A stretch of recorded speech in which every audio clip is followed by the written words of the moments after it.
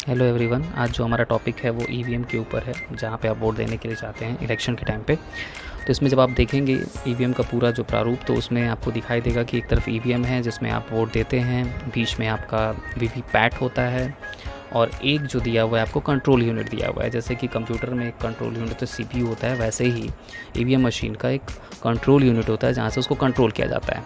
जब आप एंट्री करते हैं तो आपका सब कुछ आईडी कार्ड वगैरह सब कुछ चेक करके, आपका मैच करके, उसके बाद आपको इंक लगा करके आपको भेजा जाता है। तो जो इंक लगाता है उसके बगल में एक बटन होता है, वो उसको ऑन करता है। जैसे ही वो ऑन करेगा वैसे ही आपके पास अप्रूवल हो जाएगा कि आप ईवीएम में जाकर के कोई भी एक बटन दबा सकते हैं। एक बार जब आप बटन दबाएंगे तो आप उस कैंडिडेट को वोट दे पाते हैं, और जैसे ही आप वोट दे दिए वैसे ही वीवीपैट में वो शो कर देगा। वीवीपैट का फुल फॉर्म होता है voter verified paper audit trail.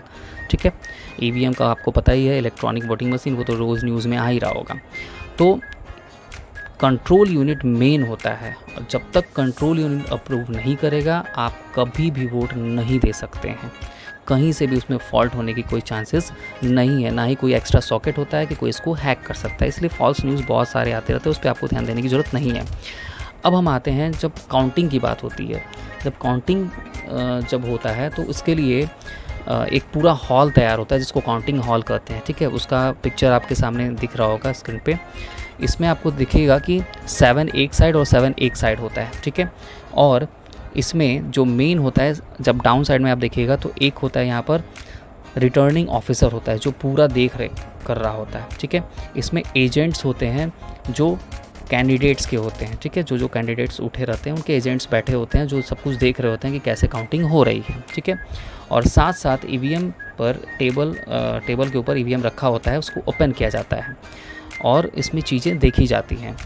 EVM machine जो है, जो भी अप्रूवल होता है रिटर्निंग ऑफिसर, वो आपका इलेक्शन कमीशन के द्वारा भेजा गया होता है। ठीक है, इलेक्शन कमीशन सेंट्रल लेवल पर होता है, वो किसी के कहने से नहीं चलता है, वो अपने कहने पे चलता है। चीफ इलेक्शन कमीशन के हिसाब से सारी चीज़ें चलती हैं। अब आपके सामने जो पिक्चर आ रहा होगा, आप देखिए, ये वही कंट्रोल यूनिट है जिसके अंदर पूरा रिकॉर्ड होता है हर एक कैंडिडेट का। ठीक है, कि उसमें किसने कितना वोट पाया। जैसे इसको ओपन करते हैं एक बार में पूरा डिटेल चला आता है कि हाँ किसको कितना मिला। फिर उसके बाद एक बोर्ड वहाँ लगा होता है पूरी हॉल में, काउंटिंग हॉल में, और वहाँ पर इसका ब्यौरा लिखा जाता है कि किसको कितनी वोट मिली। और उसके बाद राउंड दर राउंड होता रहता है, यानी 14 के बैचेस के हिसाब से चलता रहता है। तो राउंड दर राउंड होता जाता है और ऐड किया जाता है कि टोटल मिलाकर के कितने वोट्स किस कैंडिडेट को मिले हैं। तो इसीलिए एक लंबा प्रोसीजर होता है। हमारा देश सबसे यूनिक इसलिए भी है क्योंकि इतने लंबे ज़्यादा 7, अब सोचिए इस बार 7 फेसेस में हमारे इलेक्शंस हुए हैं और काउंटिंग एक दिन में ही हमारा क्लियर हो जाएगा। ठीक है, तो सबसे यूनिक है ईवीएम मशीन और इसमें कहीं से हैकिंग का ऑप्शन है ही नहीं। ठीक है, तो फॉल्स न्यूज़ के ऊपर मत जाइए। तो इसमें होता क्या है कि अब जब काउंटिंग होती रहती है ना, तो इसी काउंटिंग के बीच में सारी चीज़ें सीसीटीवी फुटेज के अकॉर्डिंग होता है और इसकी सीडीज़ भेजी जाती है। जब आप वोटिंग भी करने जाते हैं तो वहाँ पे भी सीसीटीवी लगे हुए होते हैं। इसलिए फॉल्स जो आते हैं रिकॉर्ड कि भाई फर्जी वोटिंग पड़ा है, ये पड़ा है, वो पड़ा है, ऐसा कुछ भी पॉसिबिलिटी ही नहीं है। और सब कुछ इलेक्शन कमीशन अपना देखता रहता है, स्वतंत्र रूप से देखता रहता है। तो इस हिसाब से ईवीएम को बेस्ट कहा जाएगा हमारे देश के।